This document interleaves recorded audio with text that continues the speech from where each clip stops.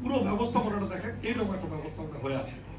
সড়কটা উঁচু করা হচ্ছে, বক্স কালভার্ট করা হচ্ছে, পাম্প স্টেশন বানানো হচ্ছে, নালা প্রশস্ত করার কাজ করা হচ্ছে, এবং পাড়ায় পাড়ায় গলিতে গলিতে সারা বছর ব্যাপী কার্যক্রম চলে।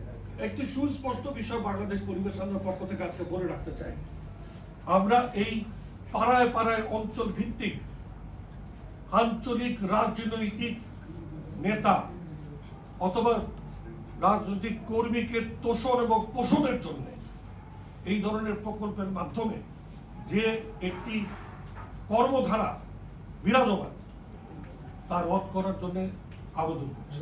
কারণ মনে রাখা দরকার, জনদুর্ভোগ এবং জনভোগান্তির মধ্যে দিয়ে কোনো উন্নয়ন টেকসই উন্নয়নের নামে উন্নয়ন হতেই পারে না।